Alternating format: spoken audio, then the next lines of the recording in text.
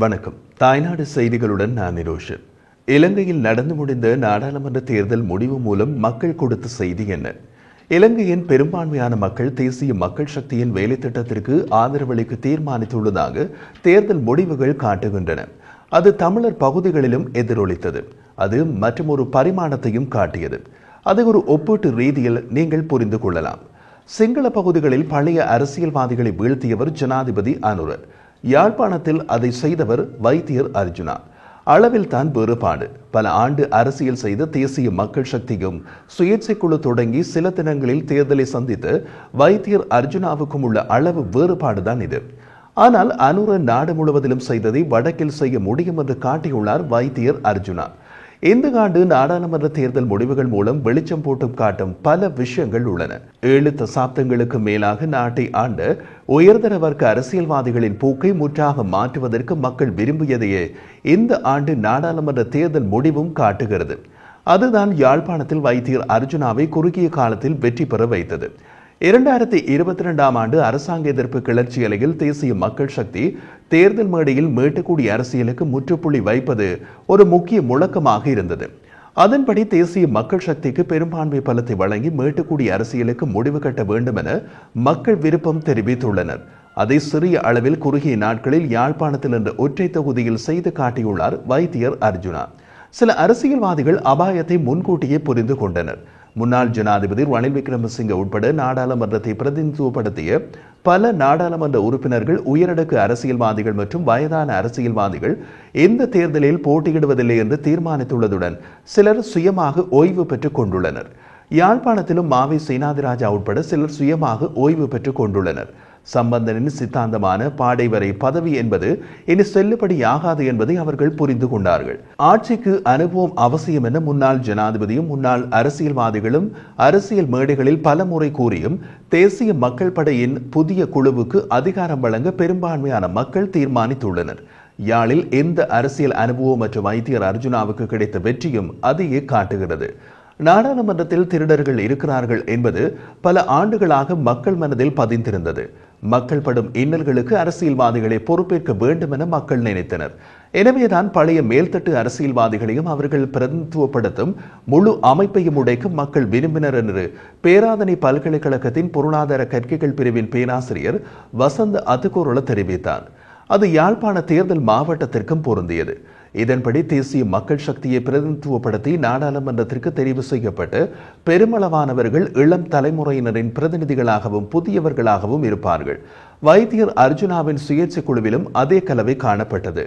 2024 ஜனாதிபதி தேர்தலோடு ஒப்பிடுகையில் நாடாளுமன்ற தேர்தலில் தேசிய மக்கள் படை பெற்ற வாக்குகளின் எண்ணிக்கையில் பெரிய அதிகரிப்பு ஏற்பட்டுள்ளது. இதன்படி ஜனாதிபதி தேர்தலில் தேசிய மக்கள் சக்திக்கு வாக்களித்த வாக்காளர்களை விட அதிகமானோர் நாடாளுமன்ற தேர்தலில் வாக்களித்துள்ளனர். ஜனாதிபதி அனுரகுமார திசாநாயக்கவின் வேலை திட்டத்தை பாராட்டுகின்ற மற்றும் நம்புகின்ற மக்களின் எண்ணிக்கை அதிகரித்துள்ளது என்பதையே இது உணர்த்துகின்றது. கடந்த நாடாளுமன்ற தேர்தலில் தேசிய மக்கள் படை 3% வாக்குகளை பெற்றுள்ளது. அதன்படி அவர்கள் நாடாளுமன்றத்தில் 3 இடங்களே கிடைத்தன. அதே நேரத்தில் இந்த ஆண்டு நாடாளுமன்ற தேர்தலில் தேசிய மக்கள் சக்தி நாடாளுமன்றத்தில் 159 ஆசனங்களை கைப்பற்ற முடிந்தது. வைத்தியர் அர்ஜுனாவின் சுயேட்சை குழுவுக்கு கிடைத்த ஒரு ஆசனம் அடுத்த தேர்தலில் பல மடங்கு அதிகரிக்கலாம். இலங்கை மத்திய வங்கியின் முன்னாள் பிரதி ஆளுநர் கலாநிதி WA விஜயவர்தன தெரிவித்த போது, தேசிய மக்கள் சக்தியின் அடிமட்ட தேர்தல் பிரச்சார நடவடிக்கைகள் பெரும்பாலும் கட்சியினரால் அல்லாமல் மக்களால் ஏற்பாடு செய்யப்பட்டிருந்ததை காண முடிந்தது. இதன்படி இந்த புதிய அரசாங்கம் மக்களின் அரசாங்கம். மக்கள் முன்வந்து தேர்தல் பிரச்சாரங்களில் ஈடுபட்டதை நாம் பார்த்தோம். அது ஒரு பெரிய வித்தியாசம்.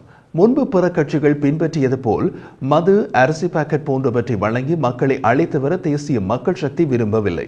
இது ஒரு நல்ல போக்கு என்று அவர் தெரிவித்தார். அதையே வைத்தியர் அர்ஜுனாவின் சுயேட்சை குழுவும் செய்தது. அவர்களுக்கு மேடை பிரச்சார கூட்டம் கூட கிடையாது. பிரச்சாரம் எல்லாமே மக்கள் ஏற்பாடுதான்.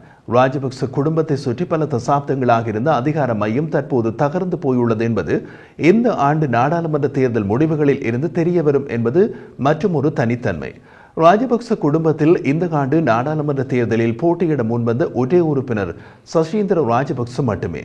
இந்த தேர்தலோடு தமிழ் வெள்ளை வேட்டி அரசியல்வாதிகள் அடுத்த தேர்தலில் போட்டியிட அஞ்சுவார்கள். இலங்கையின் ஜனாதிபதியாக 2 முறை தேர்ந்தெடுக்கப்பட்டு தொடர்ந்து நாடாளுமன்ற தேர்தலில் வெற்றி பெற்ற ராஜபக்சவின் கோட்டையாக கருதப்பட்ட தங்காலை, முல்கிரிகல ஆகிய தொகுதிகளில் கூட தேசிய மக்கள் சக்தி படை வெற்றி பெற்றது. யாழ்ப்பாண தேர்தல் மாவட்டம் வெள்ளைவேட்டிகளின் சாம்ராஜ்யமாக இருந்த நிலையில் அதற்குள் புகுந்துழு ஜெயித்துள்ளது வைத்தியர் அர்ஜுனாவின் சுயேட்சை குழு. கடந்த ஜனாதிபதி தேர்தலில் வடக்கு மற்றும் கிழக்கு மாகாணங்களில் இருந்து அனுர்குமார திசாநாயக்க குறைந்த வாக்குகளை பெற்றிருந்தார். அனுர்குமார திசாநாயக்க ஜனாதிபதியாக பதவி பிரமாணம் செய்து கொண்டதன் பின்னர் நாட்டு மக்களுக்கு ஆற்றிய உரையில் வடக்கு கிழக்கு உட்பட தம் மீது நம்பிக்கையில்லாத மக்களின் நம்பிக்கையை பெறுவதற்கு தாம் செயற்படுவேன் என்று குறிப்பிட்டார். அதன்படி குறுகிய காலத்தில் வடக்கு கிழக்கு மக்களின் நம்பிக்கையை அவர் பெற்றுக் கொண்டுள்ளார் என்பதை இந்த வருட நாடாளுமன்ற தேர்தல் முடிவுகள் காட்டுகின்றன. அதுவே வைத்தியர் அர்ஜுனாவின் சுயேட்சை குழுவுக்கு மாகாண சபை தேர்தலில் கை கொடுக்கலாம். ஜனாதிபதி தேர்தல் முடிந்து 54 நாட்களின் பின்னர் நடைபெற்ற நாடாளுமன்ற தேர்தலில் தமிழ் அடிப்படையிலான அரசியல் கட்சிகளையும் கடந்து அனுர்குமார திசாநாயக்க தலைமையிலான தேசிய மக்கள் சக்தி அந்த மாகாணங்களில் முதன்முறையாக மக்களின் விருப்பத்தை பெற்றுள்ளமை விசேட அம்சமாகும். இதன்படி அனுர்குமார திசாநாயக்க இந்த தருணத்தில் அனைத்து நாடுகளினதும் நம்பிக்கையினை வென்றெடுக்க முடிந்துள்ளதாக தெரிகிறது. இது மக்கள் நம்பிக்கையை வென்றெடுக்க குறுகிய காலமே போதும் என்பதை காட்டுகிறது. வைத்தியர் அர்ஜுனாவின் சுயேட்சை குழுவுக்கு கிடைத்துள்ள பலம் வாய்ந்த சிக்னல் இது. புதியவர்கள் எப்படி செயற்படுகிறார்கள் என்பதை பார்க்கலாம்.